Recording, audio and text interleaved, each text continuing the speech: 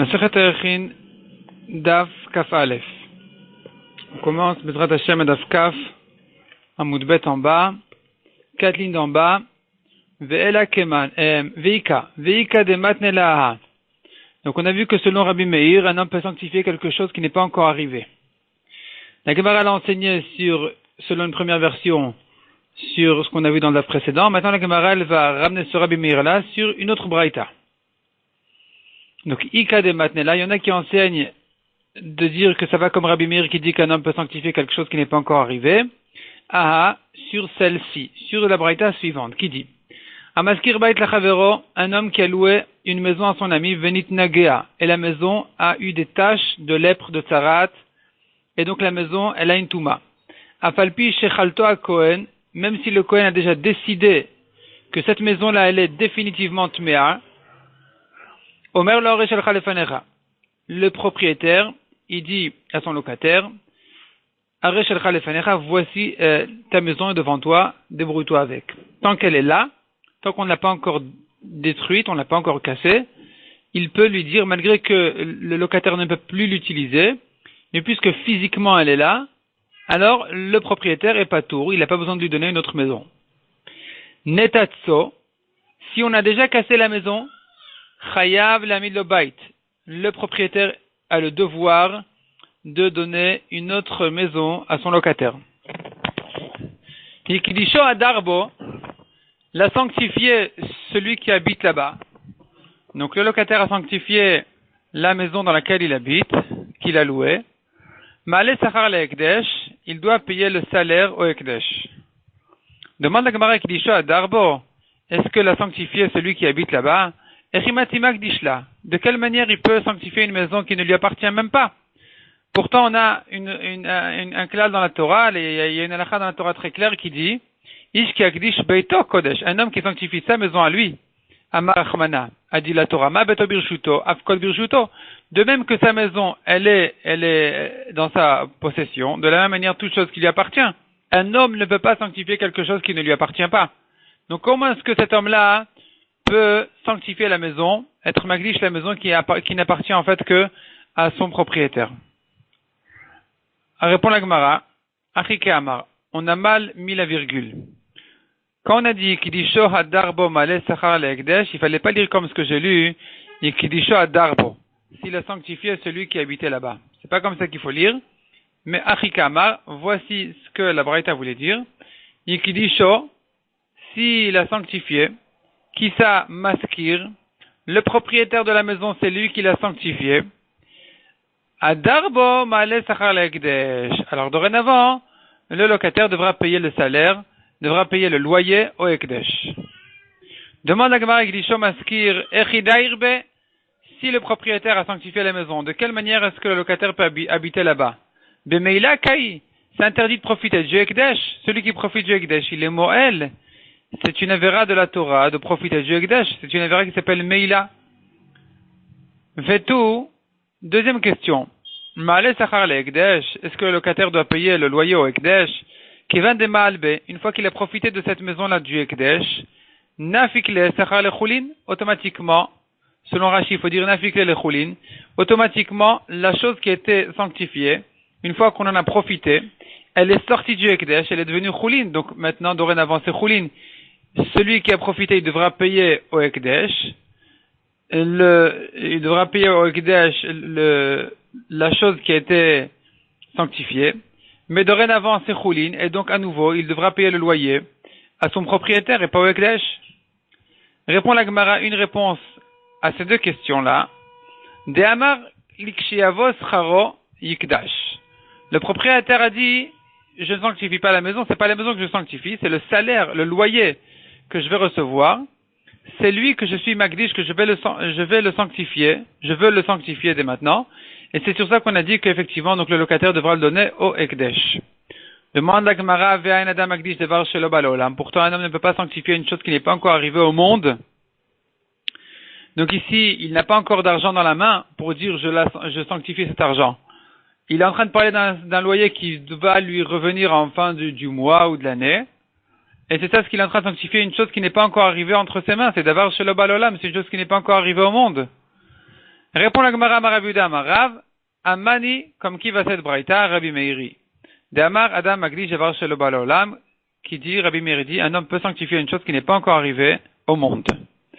Ika d'Amre, il y en a qui disent, Amar le Rav Papa la Abaye.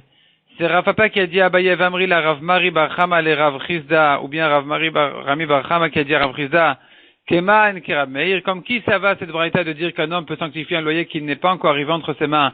Est-ce que c'est comme Rabbi Meir d'Amar Adam Agdish Devar Shelo Balolam, qui pense qu'un homme peut sanctifier une chose qui n'est pas encore arrivée au monde? Amar, il a répondu Vela Keman. Effectivement, il y a alors comme qui? Et alors comme qui si c'est pas comme Rabbi Meir? Effectivement, c'est comme Rabbi Meir. Donc selon Rabbi Meir, il peut sanctifier le loyer avant qu'il n'arrive même entre ses mains, avant qu'il n'arrive même au monde.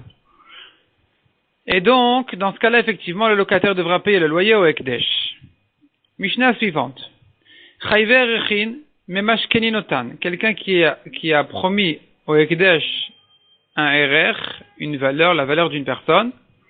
Memashkeninotan, s'il ne vient pas payer son don, son vœu, alors vient le Beddin et lui prend de force des objets ou de l'argent pour accomplir son vœu. Chayver Chatat ve'ashamot en memashkeninotan. Quelqu'un qui chayav d'un korban khatat ou d'un korban hacham, qui vient pardonner une faute, si il ne l'amène pas de lui-même, alors le Bedi ne vient pas de force lui prendre ses behemoth, ses animaux pour les sacrifier. Pourquoi? Parce que puisque ce sont des korbanot qu'il vient pardonner ses fautes, de toute façon il va le faire un jour ou l'autre. Tandis que chayve olot ushlamim memashkenin otan. Quelqu'un qui a promis un korban ola ou un korban shlamim, qui sont des korbanot facultatif, ça ne vient pas essentiellement pour pardonner des fautes. C'est un don qui est fait au Beth Amikdash. C'est un don qui est fait à Hachem. Celui qui a promis ce don-là et qui paraisse, il ne le donne pas. Le Bedin vient et lui prend de force. Afalpi shel mitkaper la titrate. Malgré que la kapara du korban, elle ne vient que s'il est d'accord de le donner et pas de force. Donc quand on dit la kapara, on veut dire le korban n'est agréé, n'est reçu que s'il a été donné volontairement et pas contre son gré comme ici où le Bedin il vient et il le prend de force. Chez Neymar l'irtsono, comme dit la Torah l'irtsono, il faut qu'il veuille donner le korban. Répond la Mishnah, Kofi noto atiomar rotseani. On le frappe, on le force jusqu'à ce qu'il dise je veux donner. Et donc à partir de ce moment-là, le korban a été donné volontairement et donc il est kasher. Vechanata omer begiten hashim. De même, à propos d'un homme qui doit se divorcer de sa femme, selon la halacha, et qu'il ne veut pas se divorcer de sa femme, eh bien, le Bedin lui fait un forcing pour qu'il donne le guet à sa femme. Kofinoto, atiomar rotseani. Mais ici, à nouveau, il y a une halacha qui dit guet me'ousé pasoul. Un guet qui a été donné de force du mari, pas de la femme, il est pasoul. Le mari, il faut qu'il veuille donner le guet à sa femme pour qu'elle soit divorcée, et pas qu'il ne soit forcé de la divorcer. Donc comment faire ici? Le Bedin, d'une part, doit forcer le mari à se divorcer. D'autre part, on a un problème, c'est que dans ce cas-là, le guet sera pas soul. Alors la solution, elle est de le forcer jusqu'à ce qu'il dise « je veux donner le guet ». Ici, il y a le Rambam connu qui dit que c'est pas un jeu de mots de dire je veux donner alors que tout le monde comprend que quand il dit je veux donner, il veut dire par là arrêtez de me frapper. Mais jamais de la vie je veux donner. C'est pas comme ça. Puisque la halacha, elle est qu'il doit donner son korban, il doit donner le guet. Alors quand il dit qu'il ne veut pas donner, c'est pas ça sa vraie volonté, c'est que son Yetzer Hara qui lui dit de ne pas vouloir. Au fond de lui, il veut. Quand il a été frappé, que finalement il a été d'accord, il a eu l'obligation d'être d'accord et sous la menace des coups, il est d'accord finalement quand même, il s'est plié de donner le korban ou le guet, et qu'il dit je veux le donner, c'est sa vraie volonté, et donc on accomplit comme ça le passage qui dit que ça doit être donné volontairement. Amar Rav Papa. Rav Papa vient sur notre Mishnah et dit, malgré qu'on a vu dans la Mishnah qu'en général, un korban khatat n'est pas donné, le Bedi ne se mêle pas dans les korbanot khatat, celui qui ne l'a pas encore donné, le Bedi ne vient pas le forcer à donner. Tandis qu'un korban ola, on vient lui le forcer à le donner. Vient Rav Papa et dit, il y a des cas contraires, il y a des exceptions. Pe'amim shechayve chataot memashkenin otan, il y a des fois où quelqu'un qui chayav d'un korban khatat, on le lui prend de force, il veut pas le donner. Chayve olot en memashkenin otan, et Et à l'inverse, quelqu'un qui est chayav d'un korbanola, eh bien, il y aura un cas où on ne lui prend pas de force son korbanola s'il ne veut pas le donner. De quel cas il s'agit? Donc, un korban khatat où le badin se mêle à le prendre de force, de quoi il s'agit? Bechatat nazir. Le korban khatat du nazir, c'est un korban khatat exceptionnel. Malgré qu'en général, un korban khatat, il vient pour pardonner une faute, et que donc, on est certain, nous, le badin, on est certain que la personne va finir par donner ce korban pour se faire pardonner. Ici, le khatat nazir, c'est différent. Pourquoi c'est différent? Parce que ça ne vient pas vraiment pardonner une faute. Ça vient quelque part pour pardonner quand même une légère faute, mais la personne ne se sent pas tellement obligée de donner le korban khatat pour se tranquilliser. Pourquoi? Des kevan d'amarmar, puisqu'on a une breta qui dit, ou une mishnah qui dit, im gilech alechad mishloshtan yatsa. Le nazir qui s'est rasé les cheveux, après avoir fait un de ces 3 corbanotes, il avait 3 corbanotes à amener pour se permettre de se raser les cheveux. Donc le nazir, il laisse ses cheveux pousser. Une fois qu'il a amené ses corbanotes, il est permis de se couper les cheveux. S'il s'est coupé les cheveux après un des 3 corbanotes, yatsa, il les quitte. De même, veim nizrak alavechad minadamim, si on a jeté au misbeach le sang d'un des 3 corbanotes, hutar a nazir lishtot yain, le nazir est permis de boire du vin, velitamel emetim, et de se rendre tamé pour des morts. Donc puisque c'est comme ça, le nazir, à partir du moment où il a fait un korban, il est tranquille. Il se dit, à l'occasion, je vais donner les autres korbanotes. À l'occasion, le temps passe. Quand le bedin voit une chose pareille, le bedin se mêle. Pourquoi? Parce que Pashaba, dit la Gemara, Pashaba velo maïte, il ne va pas amener son korban, il fera la pshia, c'est-à-dire il va négliger son devoir et il ne va pas amener son korban. Et donc le bedin doit se mêler et le lui prendre de force. Et dans l'autre sens aussi, on a dit, malgré qu'en général, quelqu'un qui est chayav d'un korbanola, on le lui prend de force s'il ne le donne pas de lui-même, il y a une exception où là, le bedin ne se mêle pas. De quoi il s'agit? Beolat yoledet. Une femme qui a couché, elle doit amener un korban ola, entre autres. Ola et khatat. Maintenant, le korban ola de cette femme-là, si elle ne le donne pas, le bedin vient et le lui prend de force. Maïniou. Pour quelle raison ici le korbanola, elle risque de le négliger? Et pardon, au contraire, je reprends. On est en train de parler d'un korbanola où le bedin ici ne se mêle pas pour le lui prendre de force. En général, oui, ici non.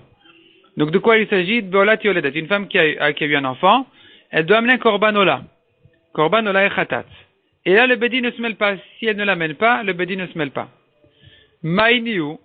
Pourquoi? Qu'est-ce qu'il a de spécial ce korbanola? Des hak de mekra, est-ce que c'est parce que la Torah, elle a devancé au korban khatat, donc j'entends de là que tant qu'elle n'a pas fait la ola, elle ne peut pas faire le khatat, et puisqu'elle est obligée de faire le korban khatat pour se permettre de manger des kodashim, des korbanot, ou pour entrer au Beth Amikdash, donc elle ne va pas laisser le temps passer sans amener son korban ola, elle va finir un jour ou l'autre par se dépêcher de l'amener pour se libérer de ce problème-là. Sa touma ne la quitte qu'une fois qu'elle a amené ce korban. Donc elle a une touma plus légère, c'est vrai. Après qu'elle s'est trempée au mikvé, elle a une touma plus légère, mais tant qu'elle n'a pas amené son korban, elle n'a pas terminé complètement avec sa touma. Or, puisqu'elle ne peut pas faire le korban khatat avant le korban ola, puisque la Torah a devancé la ola avant la khatat, alors ici aussi, si elle n'amène pas son korban khatat, le bedin dit, ne vous embêtez, ne vous angoissez pas, elle va un jour ou l'autre le faire d'elle-même. C'est pas la peine de se mêler. Le mois d'Agmara, c'est pas ça la halakha, c'est pas vrai. Ve'amarava, les mikra'a hikdima akatuv. Quand la Torah devançait le korban ola de la femme qui a eu un enfant avant le korban khatat, avant son korban khatat, ce n'est que pour la lecture des psukim. Quand on lit les psukim, on lira la ola avant la khatat. Mais c'est pas que elle doit sacrifier la ola avant la khatat. C'est pas comme ça. D'abord, il faut faire le korban khatat, ensuite le korban ola. C'est une règle générale tout le temps. Quelqu'un qui a un korban khatat, un korban ola à faire, toujours, il doit commencer par le korban khatat et ensuite le korban ola. Les chachamim disent un machal dessus. Quelqu'un qui a fauté au roi, d'abord, il lui demande pardon, et ensuite, il lui donne un cadeau. Donc ici aussi, le korban khatat, c'est le pardon, et la ola, c'est le don. Et donc, il faut d'abord commencer par le pardon, avant le don. Et donc ici aussi, malgré que la Torah a commencé par le korban ola avant le khatat, elle doit quand même faire khatat avant ola. puisqu'elle doit faire khatat avant Ola, alors on revient au problème habituel. Elle va faire le korban khatat, et elle va se sentir libre maintenant, parce que la légère touma, elle s'est terminée, une fois qu'elle a fait son korban khatat. Le korban Ola n'est plus qu'un don qu'elle doit donner à Hachem, et là, elle va le repousser pour la prochaine naissance. Et donc, le Bedin doit se mêler et venir lui prendre de force qu'elle doit donner. Jusqu'à ce qu'elle dise, évidemment, je veux. Rotseani. Donc, comment est-ce que Rav Papa a dit que, contrairement aux autres olot, cette ola ici, le Bedin ne se mêle pas. Ici aussi, le Bedin devrait se mêler. Elle a répondu à la Gemara, c'est vrai. Ici aussi, le Bedin se mêle. De quel ola il s'agit, par contre, où le Bedin n'a pas besoin de se mêler? Il s'agit de olat metzora. Le korban ola d'un homme metzora, un homme qui a de la lèpre d'Etania. Rabbi Ishmael beno shel Rabbi Yehuda ben Broka Omer. Keshem shechatato ve'ashamo ikvato. De même que le metzora, tant qu'il n'a pas fait son korban khatat et son korban hacham, ikvato, il est empêché, il n'a pas terminé sa touma, il est encore empêché de manger des korbanot et de rentrer au Beth Amikdash. Donc sa touma ne s'est pas encore terminée, jusqu'à ce qu'il termine d'amener ses korbanot khatat et hacham, car olato ikvato. De même, le korban ola est aussi indispensable, obligatoire, pour pouvoir se permettre de rentrer, de terminer sa touma, et pour rentrer au Beth Amikdash et manger des korbanot. Puisque c'est comme ça, le Metzora qui néglige un peu son korban ola, un jour ou l'autre, il n'aura plus le choix, il devra le faire. Donc le Bedin n'a pas besoin de se mêler pour le forcer à le donner. Donc en général, korban khatat, le Bedin ne se mêle pas, korban ola, le Bedin vient et le prend de force. Sauf ces deux exceptions-là, dira Papa, où on a un korban khatat où le Bedin doit se mêler dans le nazir, parce que le nazir, il a été libéré dès qu'il a fait un des 3 korbanot, et inversement, un korban ola, où le Bedin n'a pas besoin de se mêler, c'est le Metzora, qui, tant qu'il n'a pas terminé avec son korban ola, il n'a pas terminé avec sa touma, donc de toute façon, il viendra le faire de lui-même. Donc ici, le Bedin n'a pas besoin de se mêler. On continue dans la Gemara, Vafalpi, She'en mitkaper lo atchitratse. On a vu dans la Mishnah, malgré que, comment on lui fait un forcing pour amener son korban ola, pourtant, la kapara ne vient que s'il veut faire son korban, pas un korban qui a été fait de force. A répondu dessus la Mishnah, on le frappe jusqu'à ce qu'il dise je veux. Tanoura Banan. Yakri voto. C'est écrit dans la Torah, quelqu'un qui a promis de faire un korban ola, Yakri voto, il doit le sacrifier. À qui on s'adresse? Mais la mettre kofinoto. Le Bedin doit le forcer à amener le korban. Yachol bal kocho. J'aurais pu croire même contre son gré, il fait le korban. Talmud lomar lirtono. La Torah dit, il faut qu'il veuille donner le korban. Haketa. Donc comment accomplir les deux psukim? D'une part, tu dis le Bedin le frappe. D'un autre côté, tu dis, il faut qu'il veuille donner le korban. Kofinoto, atioma rotseani. On le frappe jusqu'à ce qu'il veuille, jusqu'à ce qu'il dise, je veux faire le korban. Amar Shmuel. Ola tricha dat. Korban ola a besoin de conscience. Il faut que la personne qui fait son korban ola, il sache et il veuille faire son korban chez Nehemar lirtsono. Comme la Torah dit lirtsono, que ce soit de sa volonté. Maïka mashmalan, quel est le chidouche? Tanina, on l'a enseigné dans la Mishnah. Afalpi shel mitkaper la chitratse. Dans la Mishnah, on a déjà vu que le korban ola n'est reçu, n'est accepté au misbéar que si itratse, la personne a voulu le donner. Chez Nehemar lirtsono, ça doit venir de sa volonté. Répond la Gemara, donc quel est le chidouche de Shmuel? L'autre tricha. Alors, on a besoin quand même, tricha, on a besoin du chidouche de Shmuel. Des parishle chavre. Son ami, en voyant qu'il a voulu faire son korban ola, il a dit, ah, tu as promis un korban ola, magnifique. Tu sais quoi? Moi, je vais te donner ce korban ola. Ton korban ola, c'est moi qui vais le faire pour toi. Donc, parishle chavre, son ami a promis le korban ola de lui-même. Et là vient Shmuel dire qu'il faut qu'il soit conscient de ça. Maudetema ki beinan dat midide. J'aurais pu croire, quand est-ce que j'ai besoin qu'il fasse volontairement son korban ola? C'est que si ça vient de lui-même, ça vient de chez lui. Avalimi de chavre. Mais si c'est son ami qui, en entendant le problème de son problème, il vient et dit, bon, vous savez quoi, c'est moi qui vais faire un korban ola à sa place, pour lui. Lo, j'aurais pu croire qu'ici il n'y a pas besoin de sa conscience, de sa volonté. Kamash malan que non, ça s'appelle pas qu'on a quand même besoin de son accord. Pourquoi? Parce que zimin de lo nichale il y a des fois où un homme n'est pas d'accord d'avoir une kapara avec quelque chose qui n'est pas à lui. Donc s'il savait que son ami faisait pour lui à sa place son korbanola, il n'aurait pas été d'accord. Et donc c'est pour ça qu'on a besoin d'entendre son accord. C'est ce que vient Shmuel dire.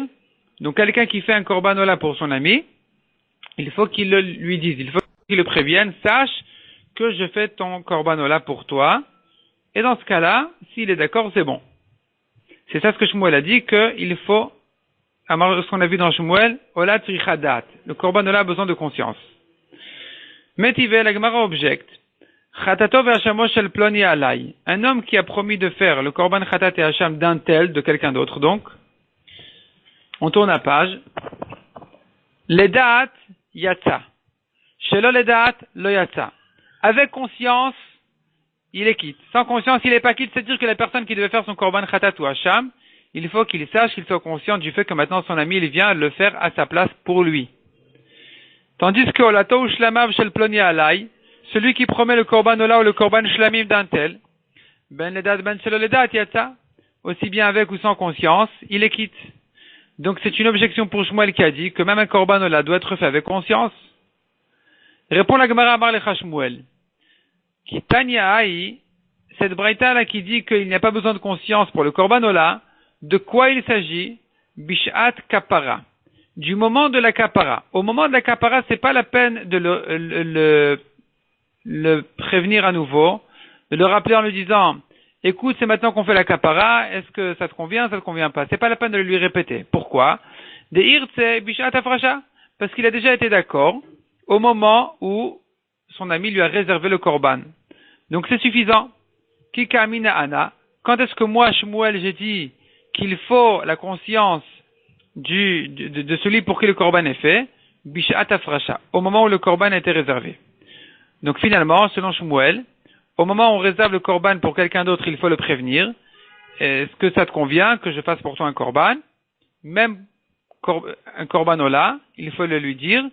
Tandis que au moment de la kapara, il n'y a plus besoin de le rappeler pour ça. Une fois que ça fait quelques mois, il a déjà donné son accord, je peux aujourd'hui monter au Beth Amikdash et faire pour lui son korban ola. Par contre, le korban khatat, c'est pas comme ça. Il faut qu'au moment de la kapara, il sache que je suis en train de faire pour lui son korban khatat ou son korban hacham. Donc on répète, la différence de base entre ola et shlamim d'une part et khatat et hacham de l'autre part, c'est que khatat et hacham sont des korbanot qui viennent pardonner une faute. Donc ici, il faut que la conscience soit jusqu'au moment de la kapara. Tandis que le korban ola et shlamim sont des dons. Puisqu'ils sont des dons, il suffit ils sont a priori des dons. Donc il suffit que la personne sache qu'on fait pour lui son korban ola, et il n'a pas besoin d'être au courant au moment où ça se passe. Ou pliga de Oula. Shmuel qui a dit ça, il est en discussion en marloquette avec Oula qui dit le contraire de lui. Donc selon Shmuel, on a dit que à propos du korban ola, il faut la conscience au moment de la afracha, au moment où il a réservé le korban pour son ami, mais pas au moment de la kapara. Oula dira exactement le contraire. Au moment de la kapara, il faut la conscience, mais pas au moment de la afracha. De Amar Oula, Lor chilku ben chatat leola, on a fait de différence entre chatat et ola, et là que pour dire, chez chatat trichadat bishat afrasha, que le korban chatat a besoin de conscience au moment où il a réservé le korban pour son ami, veola en trichadat bishat afrasha. Tandis que le korban ola n'a pas besoin de conscience au moment où je réserve ce korban pour mon ami. Aval bishat kapara, mais au moment où il fait le korban au misbeach, au moment de la kapara, à ce moment-là, idi veidi le dat yatsa, chez le dat le yatsa. Donc idi veidi, l'un et l'autre, le dat yatsa, si c'était fait avec conscience de la personne pour qui c'est fait, il est quitte. Chez le dat le yatsa, sinon il n'est pas quitte. Donc on a dit le contraire. Au moment de la kapara, il faut toujours la conscience de la personne. Au moment de la fracha, au moment de la réservation, où il réserve un korban pour quelqu'un d'autre, là, on fera la différence entre khatat et ola. Khatat, il faut le prévenir. Ola, il ne faut pas le prévenir. Métivé. Mais la Gemara objecte maintenant Eoula et Shmuel. Puisque les deux ont fait la différence entre khatat et ola. Selon Shmuel, la différence elle est à l'étape de la kapara, que khatat a besoin de conscience, ola non. Selon Oula, la différence entre khatat et ola, elle est à l'étape non pas de la kapara, mais à l'étape de la afracha, à l'étape de la réservation. où il a réservé un korban pour son ami, c'est là on fera la différence que Khatat a besoin de conscience, Ola il n'y a pas besoin de conscience. Et la Gemara maintenant objecte a dit, il n'y a aucune différence entre Khatat et Ola. Donc Khatato, Ve'ashamo, Olato, Ushlamav, Shel Ploni Alai, celui qui dit le korban Khatat ou Hacham, ou bien le korban Ola ou Shlamim d'un tel sur moi, les dates Yatsa, Shel les dates le Yatsa, avec conscience il est quitte, sans conscience il n'est pas quitte. Répond la Gemara tout simplement. Shmuel Mukila Bishat Afrasha. Shmuel qui fait la différence au moment de la kapara, où là le korban Ola n'a pas besoin de conscience, il dira que cette braïta parle du moment de la afrasha, au moment où la personne a mis de côté le korban pour son ami. Là, effectivement, comme la braïta a raison de dire qu'il n'y a aucune différence entre un korban khatat et un korban Ola. Tous les korbanot doivent être réservés avec la conscience et l'accord de la personne pour qui c'est fait.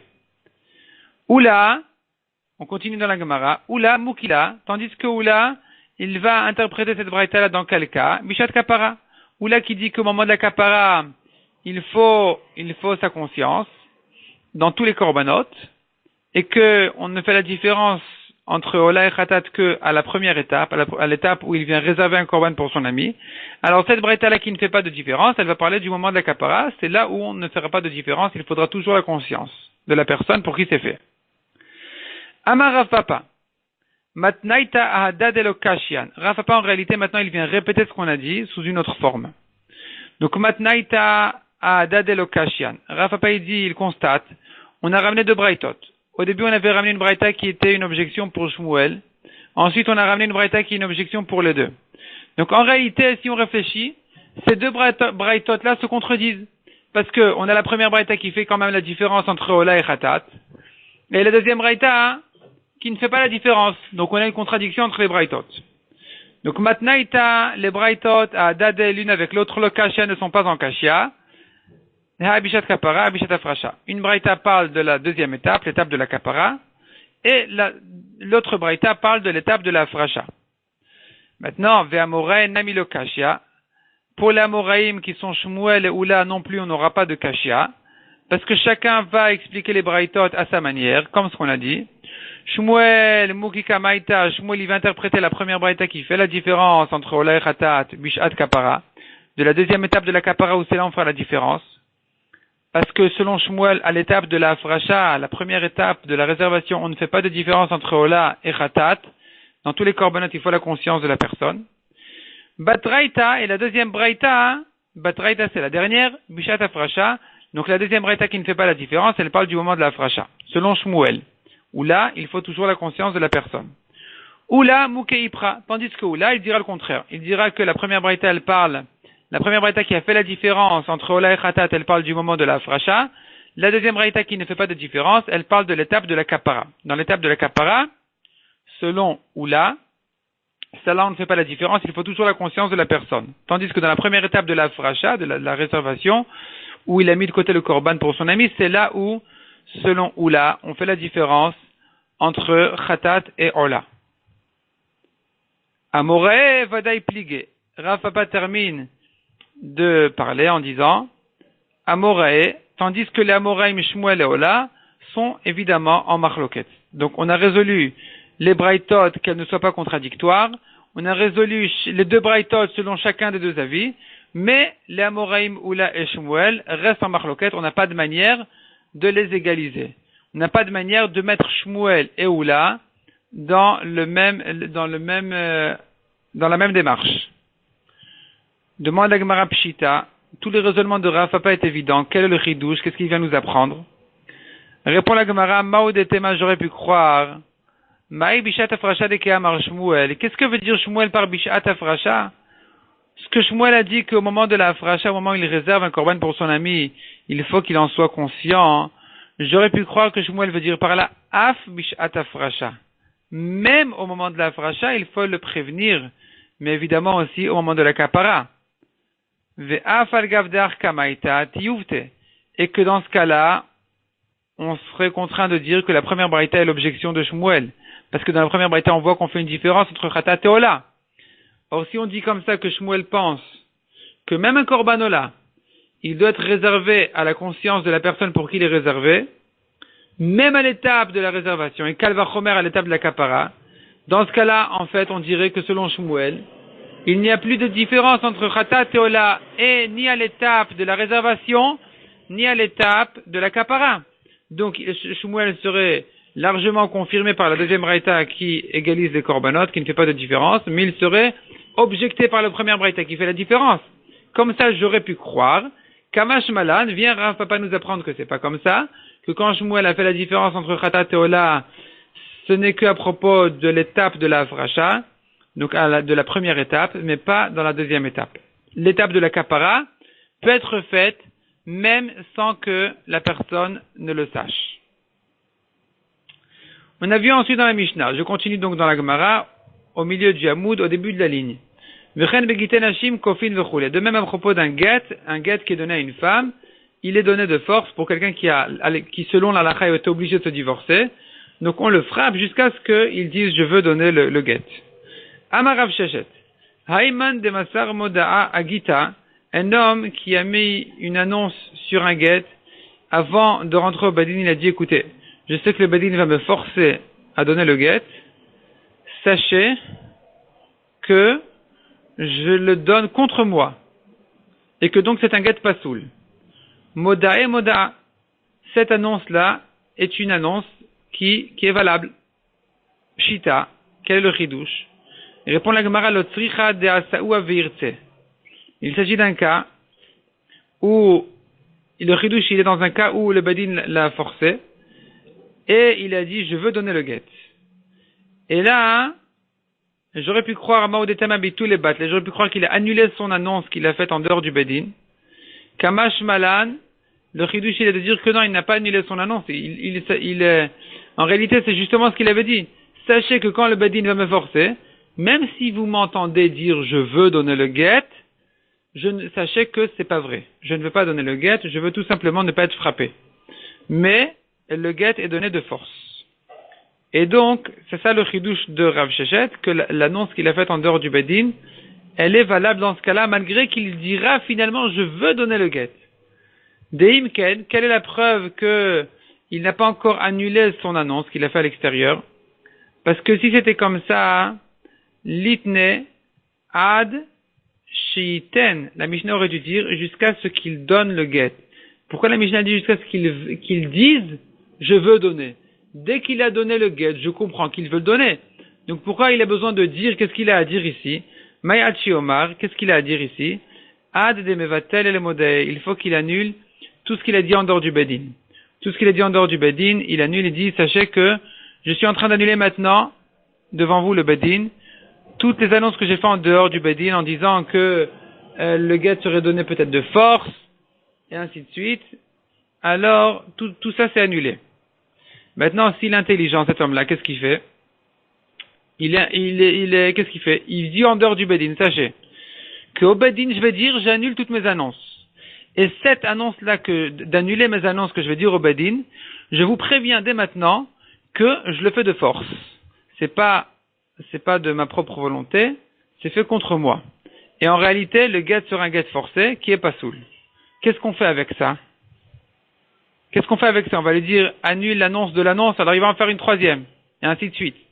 Alors Tosfot ici ils disent Haïman de Masar Moda Gita Moda Moda Psak.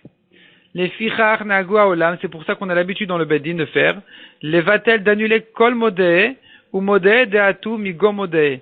Toutes les modaot qu'il aurait fait à l'extérieur du Bedin, et même les modaot sur les modaot jusqu'à l'infini, bishat ktivat aget ou bishat anetina. Au moment où on écrit le get et au moment où il donne le get, il faut qu'il dise j'annule toutes les modaot que j'ai fait à l'extérieur du Bedin, de chashinan shema bitaloto, parce qu'on craint qu'en dehors du Bedin, il a annulé le get.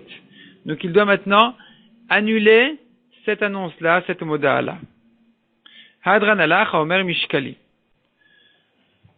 Nouveau Perek. Shumaitomim. Donc là, on a vu dans le Perek précédent, on a vu de quelle manière le Bedin, il évalue la valeur, donc la valeur du poids de la personne, du poids de sa main, et toutes sortes de choses que le Bedin devait évaluer leur valeur. Maintenant, ce Pérec-là, il continue aussi à rentrer un peu plus dans les détails de ces choses-là, de toutes sortes d'estimations du Bedin. Donc, Shumaitomim, l'estimation du Bedin qui concerne les terrains des orphelins. Donc, leur père est mort et il a laissé des dettes. Il doit de l'argent à des gens.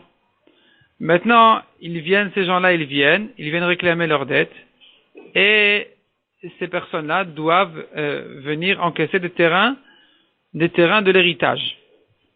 Maintenant, cet homme-là n'a laissé que des enfants orphelins. Le Bedin vient se mêler et ils font une estimation des terrains. Ils doivent annoncer les terrains qu'ils sont mis en vente pendant 30 jours, Shloshim Yom pendant 30 jours. Le Bedin annonce, voilà les terrains d'un tel sont vendus par le Bedin pour tel et tel prix, celui qui veut les acheter, qu'il vienne. Veshum Ekdesh Shishim Yom. Et l'estimation du Bedin en ce qui concerne les biens, les terrains qui ont été sanctifiés du Ekdesh pour le Ekdesh. Donc à nouveau ici, le Bedin aussi, il vient vendre ces terrains-là au bien du Ekdesh. Et là, les annonces durent 60 jours. On annonce le matin et le soir. Pourquoi le matin et le soir? Demande la Gemara Maïshna Baboker ou Be'erev. Pourquoi matin et soir? Amaravuda Amarav. Bishat Otzat Poalim. Le matin, à l'heure où les riches, ils envoient leurs ouvriers au travail et ils leur disent, à ce moment-là, le Bedin, ils font l'annonce. Ou Bishat Achnasat Poalim, et à l'heure du retour des ouvriers. La Gemara explique pourquoi ces horaires-là. Bishat Otzat Poalim, le matin, au moment où les ouvriers sortent, Deika de Nichal Mizvan, il y a quelqu'un qui est intéressé d'acheter, et donc, Amar le Poalim, il dit à ses ouvriers, vous allez maintenant au champ, allez regarder tel et tel champ, tel et tel terrain qui est vendu par le Bedin, dites-moi de quoi il a l'air, est-ce qu'il est bien ou pas bien. Izilou, allez, Saïroulani Ali, allez visiter ce terrain-là pour moi. Et pourquoi est-ce que le Bedin a besoin d'annoncer à nouveau le soir? Bishat Achnasat Poalim, alors du retour des ouvriers, des Nidkar, pour que cet homme-là se rappelle qu'il a envoyé ses ouvriers à vérifier les terrains, et il leur demandera qu'est-ce qu'ils ont vu là-bas. Des Amar Leu, Nizil, Nishailinu, je vais aller, et des Nidkar de Amar Leu, pour qu'il se rappelle qu'il leur a dit d'aller vérifier les terrains, et donc Nizil, Nishailinu, qu'il aille maintenant demander à ses ouvriers qu'est-ce qu'ils ont vu là-bas. Tanya Namiachi, la Gemara ramène aussi une variété qui dit comme ça, Shumaitomim, l'estimation du Bedin à propos des orphelins, des terrains des orphelins, Shloshim Yom, ça dure 30 jours. Veshum Ekdesh, Shishim Yom. Et pour le Ekdesh, ça dure 60 jours. Umachrizin, Baboker ou Be'erev. On annonce le matin et le soir. Bishat Otzat Poalim ou Bishat Achnasat Poalim. À l'heure où les ouvriers sortent, ils sortent. Et à l'heure où ils reviennent, ils rentrent dans la ville. Omer Sadeh Ploni, Simanea ou Bemetsarea. On annonce tel champ avec tel simanim. Voici les signes du champ pour reconnaître le champ. Ou Bemetzaria, et voici ses frontières, donc de telle à telle frontière du champ. Kariafa, ainsi elle donne de récolte, Vekachishuma, et pour tel prix, on l'évalue. Kolarotelikar, Yavovikar, celui qui veut acheter, qu'il vienne, qu'il achète. Almenat liten leisha biktuvata, et là le Bedin précise quel est le but de cette vente-là, soit pour donner à la femme de celui qui est mort, pour sa ktuva, parce qu'une veuve, elle mérite la ktuva, et donc maintenant quand elle vient demander sa ktuva, alors elle doit encaisser des terrains de son mari, donc de l'héritage des orphelins, ou les balchov bechovo, ou bien le Bedin précise, sachez que maintenant c'est vendu non pas pour la femme, mais pour le balchov, pour quelqu'un à qui il devait de l'argent. Demande la Gemara, qu'est-ce que ça peut bien faire si c'est vendu pour ce but-là ou l'autre? La mali le memar, pourquoi est-ce qu'on a besoin de dire Almenat liten isha biktuvata ou le balchov bechovo ou le balchov chovo? Pourquoi est-ce que le Bedin a besoin de préciser pour quelle raison il vend les champs, les terrains de cette personne-là, si c'est pour la femme ou pour le balchov? Répond la Gemara. Deika denichale balchov, il y a un acheteur qui préfère avoir affaire à un balchov, à un homme d'affaires à qui cet homme-là devait de l'argent de son vivant. Il préfère ça que avoir affaire à la femme. Pourquoi? Des mekel bezouzé. Parce que le Baal Chov, c'est un homme d'affaires, il va se débrouiller même avec des pièces qui sont un petit peu abîmées. Il va pas se gâter. Et donc, il préfère ça encore, plutôt que d'acheter un terrain pour donner la ktuva à la femme, qui elle fait plus attention, elle a plus de mal à changer les pièces, donc elle regarde bien que les pièces soient de bonnes pièces. Veika denicha le beisha. Il y a au contraire quelqu'un qui préfère acheter les terrains pour payer la ktuva d'une femme. Pourquoi? De shakla aliad aliad. Parce que contrairement au Baal Chov qui demande la totalité de la somme qu'il a prêtée d'un coup, la femme elle est différente. Elle veut shakla aliad aliad. Petit peu par petit peu, elle est très contente. Elle n'a pas de problème avec ça de recevoir sa ktuva petit peu par petit peu. Et donc, il y a quelqu'un qui préfère acheter pour cet intérêt-là. C'est pour ça que le Badin a besoin de préciser quel est l'intérêt de cette vente-là.